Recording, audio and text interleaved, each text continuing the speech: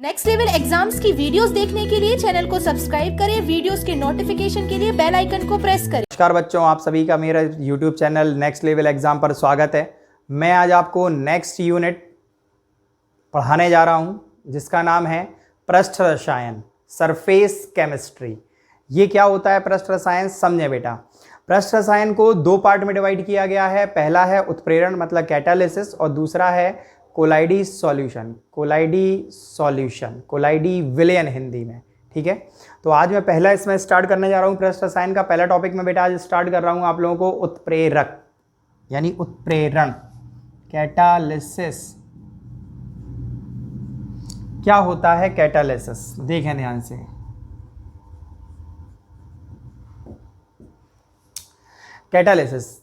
Catalysis मतलब उत्प्रेरण। इस शब्द का प्रयोग, उत्प्रेरण शब्द का प्रयोग सर्वप्रथम वैज्ञानिक बर्जीलियस ने किया था। किसने किया था बेटा? वैज्ञानिक बर्जीलियस ने किया था 1825 में। उत्प्रेरण विज्ञान या उत्प्रेरण विज्ञान के जो जनक है वो वैज्ञानिक बर्जीलियस है बेटा। ठीक है, तो हमें ये बताना है उत्प्रेरण शब्द का प्रयोग सर्वप्रथम वैज्ञानिक बर्जीलियस ने सन 1825 ईस्वी में किया था। इन्होंने क्या बताया था उत्प्रेरण के बारे में, समझें ध्यान से बेटा। इन्होंने एग्जाम्पल में क्या लिया था बेटा? 2KClO3 potassium chlorate. ठीक है, इन्होंने कहा जब इसे 360 डिग्री सी ताप पर गर्म करते हैं, कितना गर्म करते हैं?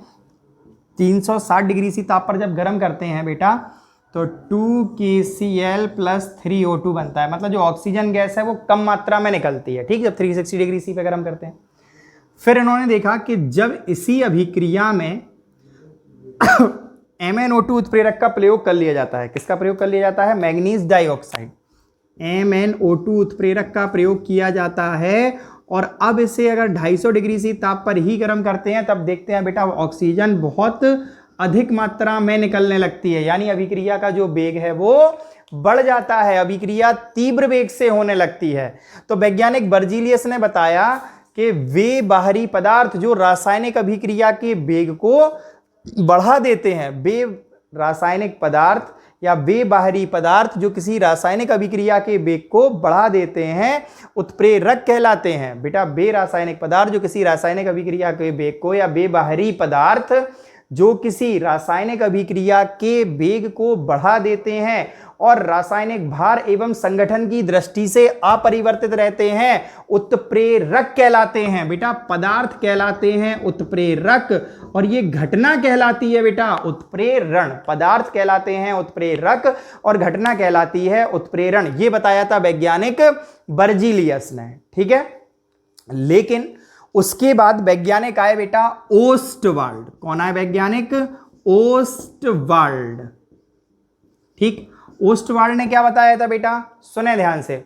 ओस्टवाल्ड ने कहा कि जैसे हाइड्रोजन परऑक्साइड वाली अभिक्रिया है, ये वाली अभिक्रिया, ठीक है, H2O2, जब ये टूटता है बेटा तो क्या बनता है जरा बताओ?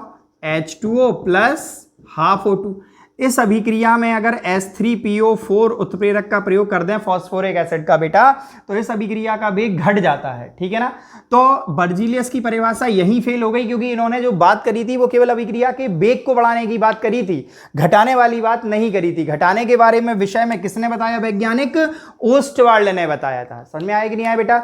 इसलिए वैज्ञानिक बर्जीलियस को अमान्य ठहरा दिया गया था कि आपने जो बताया वो सत्य तो है पर आधा सत्य है, पूरा सत्य नहीं है। पूरी परिभाषा किसने दी थी? वैज्ञानिक ओस्टवाल्ड ने बेटा। साइंटिस्ट बर्जीलियस ने फर्स्ट टाइम यूज किया था कैटालिसिस वर्ड को 1825 में। इन्होंने एक्सप्लेन किया था कि ऐसे फॉरेन सब्सटेंस जो रेट ऑफ रिएक्शन को इंक्रीज कर देते हैं कैटालिसिस कहलाते हैं और ये फिनोमेना कैटालिसिस कहलाती है बेटा। केमिकल अगर आप केमिकली देखें तो MnO2 का ना तो मास चेंज होगा, ना इसकी केमिकल नेचर में कोई चेंज आएगा, ना इसके वेट में कोई चेंज आएगा। ठीक है ना, तो इन्होंने कहा था कि वे फॉरेन सब्सटेंस जो किसी केमिकल रिएक्शन के रेट ऑफ रिएक्शन को इंक्रीज कर देते हैं बेटा वो कहलाते हैं कैटालिसिस और फेनोमेना कहलाती है कैटालिसिस। लेकिन बाद में साइंटिस्ट ओस्टवाल्ड ने बताया कि कुछ सब्सटेंस तो ऐसे भी होते हैं जो रेट ऑफ केमिकल रिएक्शन को डिक्रीज कर देते हैं। ठीक है ना, तो वैज्ञानिक ओस्टवाल्ड ने बताया बेटा कि कुछ पदार्थ ऐसे भी होते हैं जो अभिक्रिया के वेग को घटा देते हैं बेटा, वो कहलाते हैं उत्प्रेरक। तो अब हम लोगों को समझ में आ गया कि बर्जीलियस का कॉन्सेप्ट सही तो था पर वो आधा सत्य था, पूरा सत्य नहीं था। फिर इसके बाद कौन से वैज्ञानिक आए बेटा, तो अब हमें पढ़ना है वैज्ञानिक ओस्टवाल्ड की परिभाषा। किसकी पढ़नी है, ओस्टवाल्ड की।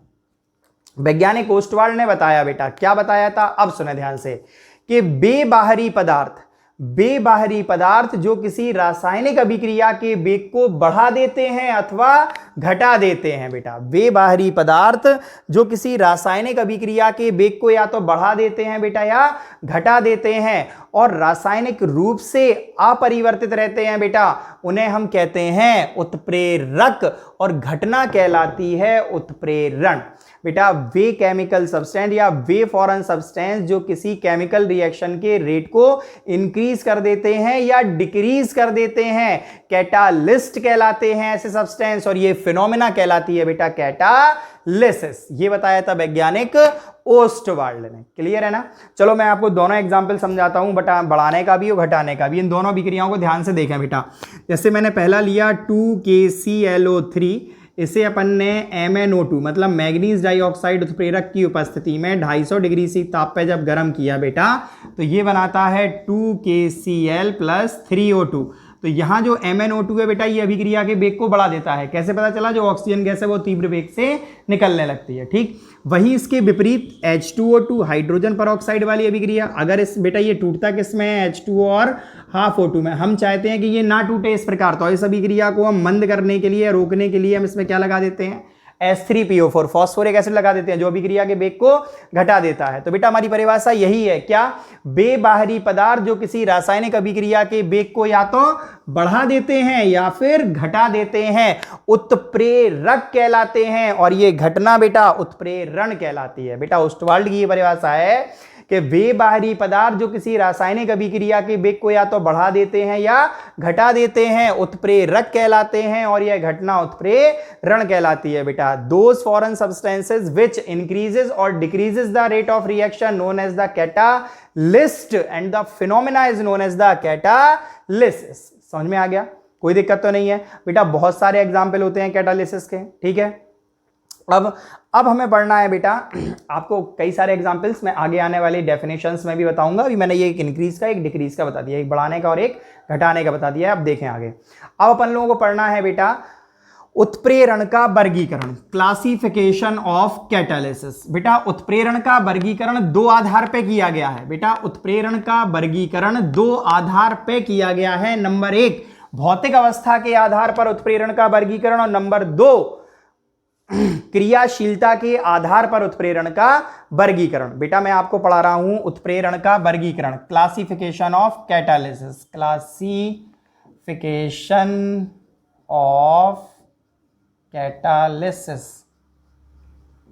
ठीक है ना, उत्प्रेरण का वर्गीकरण।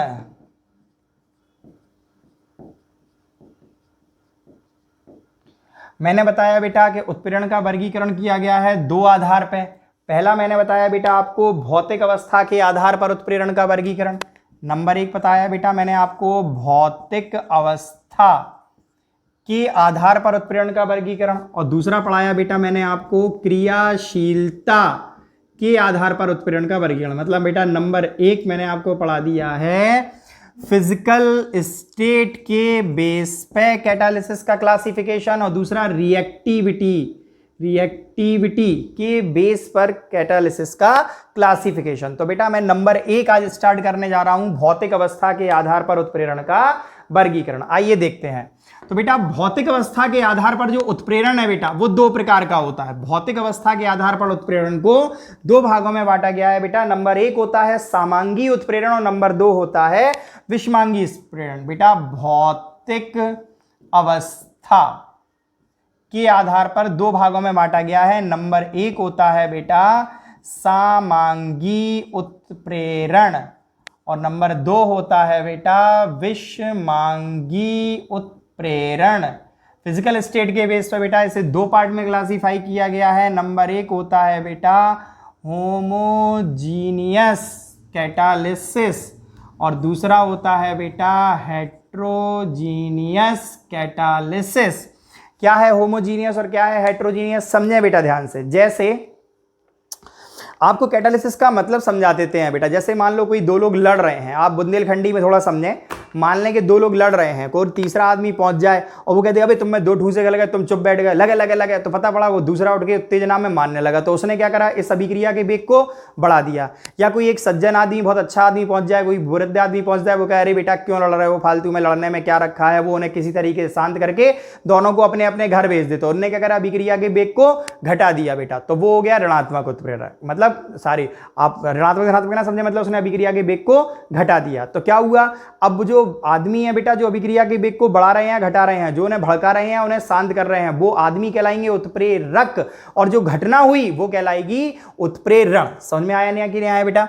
तो हमें आज पढ़ना है अब भौतिक अवस्था के आधार पर उत्प्रेरण का वर्गीकरण। तो नंबर 1 सीखते हैं समांगी उत्प्रेरण। क्या सीखते हैं? नंबर 1 समांगी उत्प्रेरण। जैसे बेटा लड़के लड़ रहे हैं और कोई लड़का जाके भड़का दे, या लड़कियां लड़ रही हैं और कोई लड़की जाके भड़का दे, तो ये समांगी उत्प्रेरण है।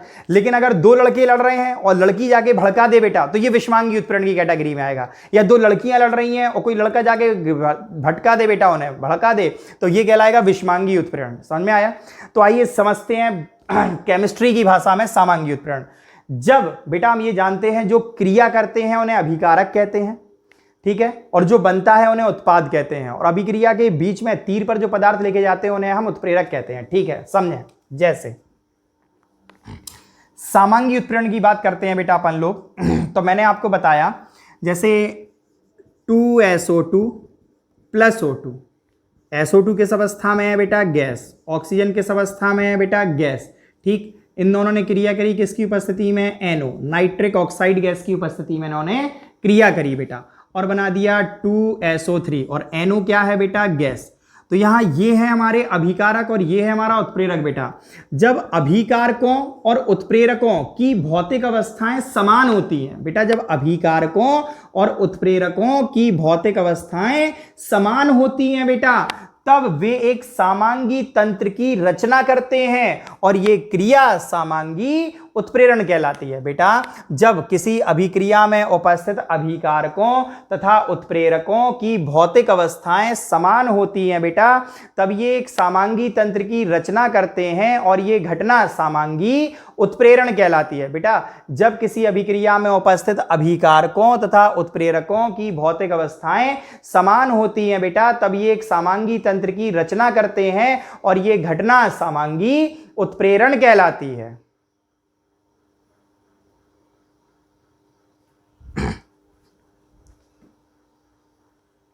ठीक है, तो बेटा ये भी क्या हो गया हमारा? गैस। ठीक है, मैंने ये फिर से बनाता हूं मैं परिभाषा बेटा। मैंने क्या बोला था अभी पीछे? मैंने बोला कि जब किसी अभिक्रिया में उपस्थित अभिकारकों तथा उत्प्रेरकों की भौतिक अवस्थाएं समान होती हैं, तब ये एक समांगी तंत्र की रचना करते हैं, और ये घटना समांगी उत्प्रेरण कहलाती है। जैसे मैं एक और एग्जाम्पल बताता हूँ बेटा, शुगर C12H22O11, ये किस फॉर्म में लिया हमने बेटा? लिक्विड फॉर्म में, द्रव अवस्था में। ठीक है, हमने इसमें जल मिलाया बेटा, ये भी किस फॉर्म में मिलाया? लिक्विड अवस्था में। और हमने जो उत्प्रेरक ले लिया, ये तो बेटा या तो डाइल्यूट HCl ले लें, या फिर आप डाइल्यूट H2SO4 ले लें, लेकिन लेंगे डाइल्यूट। डाइल्यूट का मतलब तनु। ठीक है, तो ये भी किस फॉर्म में है बेटा? लिक्विड अवस्था, द्रव अवस्था में है। तो सब जानते हैं बेटा इस क्रिया में क्या बनता है? C6H12O6, एक बनता है ग्लूकोज और एक बनता है फ्रक्टोज। ठीक है, तो बेटा देखो इसमें अभिकारक किस अवस्था में है? द्रव अवस्था में। ठीक है, अच्छा, और उत्प्रेरक किस अवस्था में? द्रव अवस्था में। दोनों की भौतिक अवस्थाएं कैसी हैं बेटा? समान है। दोनों की फिजिकल स्टेट कैसी है? सेम है। तब ये एक समांगी तंत्र की रचना करते हैं, और ये घटना समांगी उत्प्रेरण कहलाती है बेटा। जब किसी रिएक्शन में प्रेजेंट रिएक्टेंट और कैटालिस्ट दोनों की फिजिकल स्टेट सेम होती है, तब ये एक होमोजीनियस सिस्टम का फॉर्मेशन करते हैं, और ये फिनोमेना होमोजीनियस कैटालिसिस कहलाती है बेटा। जब किसी सिस्टम में प्रेजेंट रिएक्टेंट और कैटालिस्ट की फिजिकल स्टेट सेम होती है, तब एक ये होमोजीनियस सिस्टम का फॉर्मेशन करते हैं, और ये फिनोमेना होमोजीनियस कैटालिसिस कहलाती है। ध्यान देने वाली बात यह है बेटा कि जो समांगी उत्प्रेरण की घटना है वो केवल द्रवों पे और गैसों पे लागू होती है, ठोसों पर लागू नहीं होती है। समांगी उत्प्रेरण की घटना बेटा द्रवों पर और गैसों पर लागू होती है, ठोसों पर कभी लागू नहीं होती है। समझे? आइए बात करते हैं विषमांगी उत्प्रेरण की। ठीक है बेटा, विषमांगी नाम से मालूम पड़ रहा है हेट्रोजीनियस, अलग अलग होंगे। क्या अलग अलग होंगे? तो भौतिक अवस्थाएं अलग होंगी। किसकी? अभिकारकों और उत्प्रेरकों की। जैसे मोस्ट कॉमन एग्जांपल आप सभी लोगों ने खूब पढ़ा है बेटा कि N2 अमोनिया की हैबर विधि। ठीक। नाइट्रोजन और हाइड्रोजन की रिएक्शन कराते हैं बेटा अपन लोग Fe की उपस्थिति में। किसकी उपस्थिति में कराते हैं? Fe की उपस्थिति में कराते हैं। तो बेटा यहां समझो, नाइट्रोजन किस अवस्था में है? गैस है। हाइड्रोजन किस अवस्था में है? गैस है। लेकिन हमारा Fe लोहा बेटा ये किस अवस्था में है? सॉलिड। सॉलिड मतलब ठोस अवस्था में है। तो यहां देखें बेटा, अभिकारक किस अवस्था में है? गैस के रूप में। और उत्प्रेरक किस अवस्था में है? ठोस के रूप में। दोनों की भौतिक अवस्थाएं कैसी हैं बेटा? भिन्न भिन्न है। तब ये मिलके बना देती है 2 अमोनिया गैस। ठीक है, 2 मॉलिक्यूल बनाती है अमोनिया गैस के। लेकिन यहां अभिकारकों और उत्प्रेरकों की भौतिक अवस्थाएं कैसी हैं बेटा? भिन्न भिन्न है। तब ये एक विषमांगी तंत्र की रचना करते हैं और ये घटना विषमांगी उत्प्रेरण कहलाती है। बेटा जब किसी अभिक्रिया में उपस्थित अभिकारकों एवं उत्प्रेरकों की भौतिक अवस्थाएं बेटा भिन्न भिन्न होती हैं, तब ये एक विषमांगी तंत्र की रचना करते हैं और ये घटना विषमांगी उत्प्रेरण कहलाती है। बेटा जब किसी रिएक्शन में प्रेजेंट रिएक्टेंट और कैटलिस्ट की फिजिकल स्टेट डिफरेंट होती है, तब ये एक हेट्रोजीनियस सिस्टम का फॉर्मेशन करते हैं और ये फिनोमेना हेट्रोजीनियस कैटालिसिस कहलाती है। आया समझ में कि नहीं आया बेटा? मोस्ट कॉमन एग्जांपल है ये, समझ में आया? जैसे बेटा यही वाली रिएक्शन जो अपन ने यहां ली थी 2SO2 + O2, reversible reaction 2SO3। ठीक है, इसमें अपन चाहें तो प्लेटिनम का यूज कर सकते हैं और प्लेटिनम नहीं तो बेटा V2O5 वेनेडियम पेंटाऑक्साइड। SO2 क्या है बेटा? हमारी गैस है। ऑक्सीजन क्या है बेटा? हमारी गैस है। लेकिन V2O5 या प्लेटिनम किस अवस्था में होते हैं बेटा? ठोस यानी सॉलिड स्टेट में होते हैं। यहां भी आप देखें बेटा, अभिकारकों और उत्प्रेरकों दोनों की भौतिक अवस्थाएं कैसी हैं? भिन्न भिन्न है।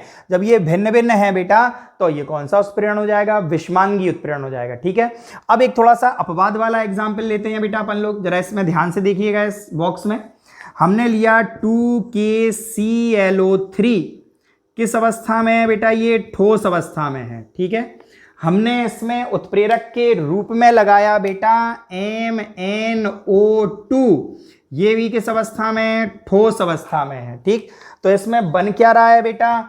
2KCl + 3O2 बन रहा है। ठीक है, ये भी ठोस है, ये भी ठोस है। कहने को तो दोनों की भौतिक अवस्थाएं कैसी हैं बेटा? समान है। समान हो जाने के बावजूद भी ये जो अभिक्रिया है बेटा वो विषमांगी उत्प्रेरण का उदाहरण है। क्यों? क्योंकि हम आपको पहले ही समझा चुके हैं बेटा कि सामांगी उत्प्रेरण की जो घटना है वो केवल द्रवों पर और गैसों पर, लिक्विड्स पर और गैसेस पर ही एप्लीकेबल है बेटा, ठोसों पर एप्लीकेबल नहीं है। ये नोट करने वाली चीज है बेटा, दो ठोसों का मिश्रण सदैव विषमांगी होता है बेटा। दो सॉलिड का मिक्सचर हमें हमेशा हेट्रोजीनियस होता है बेटा। यहां देखो आप 2KClO3 मतलब जो हमारा पोटेशियम क्लोरेट है वो ठोस अवस्था में, MnO2 जो उत्प्रेरक है बेटा वो भी ठोस अवस्था में। कहने को तो दोनों की भौतिक अवस्थाएं समान है, लेकिन फिर भी ये अभिक्रिया किसका उदाहरण है? विषमांगी उत्प्रेरण का उदाहरण है बेटा। तो आप लोगों को समझ में आ गया होगा बेटा अच्छे से कि जब अभिकारकों और उत्प्रेरकों की भौतिक अवस्थाएं समान होती है तो सामांगी उत्प्रेरण, लेकिन जब अभिकारकों उत्प्रेरकों की भौतिक अवस्थाएं भिन्न भिन्न होती है तो विषमांगी उत्प्रेरण। लेकिन ठोस अवस्था की कंडीशन में ऐसा कोई भी रूल कार्य नहीं करेगा। यहां दोनों की भौतिक अवस्थाएं समान है, लेकिन उसके बावजूद भी अभिक्रिया जो है बेटा वो किसमें कहलाएगी? विषमांगी उत्प्रेरण। बेटा प्रैक्टिकल में एग्जामिनर आपसे पूछ सकता है कि जब आप इग्निशियन ट्यूब में सोडियम निष्कर्ष, सोडियम एक्सट्रैक्ट बनाते हो बेटा, तब उसमें सोडियम का टुकड़ा डालते हो, मिक्सचर डालते हो, फिर सोडियम का टुकड़ा डालते हो, तो कहने को तो तीनों की भौतिक अवस्थाएं समान हो जाएंगी बेटा, लेकिन फिर भी वो क्या कहलाएगा? वो विषमांगी उत्प्रेरण कहलाएगा बेटा, क्योंकि सोडियम सॉलिड है, सब्सटेंस सॉलिड है और फिर सोडियम सॉलिड है। कहने को तो तीनों ठोस है, लेकिन वो अभिक्रिया क्या होगी बेटा? वो विषमांगी उत्प्रेरण होगी बेटा। इग्निशियन ट्यूब में सोडियम एक्सट्रैक्ट बनाने के लिए जब आप बेटा सोडियम के पीसेस डाल के उसे रेड हॉट गर्म करते हो, तो वो जो फिनोमेना है बेटा वो किसके अंतर्गत आएगी? वो विषमांगी उत्प्रेरण के अंतर्गत आएगी बेटा। समझ में आया कि नहीं आया? तो आज का ये जो टॉपिक है बेटा सामांगी उत्प्रेरण और विषमांगी उत्प्रेरण, ये मैंने आपको बहुत अच्छे से क्लियर कर दिया। अब आने वाले टॉपिक में मैं आपको उत्प्रेरण का वर्गीकरण पढ़ाऊंगा बेटा रिएक्टिविटी यानी क्रियाशीलता के बेस पर। आप लोगों को ये टॉपिक कैसा लगा, समझ में आया या नहीं आया, मुझे कमेंट में जरूर बताइएगा। धन्यवाद।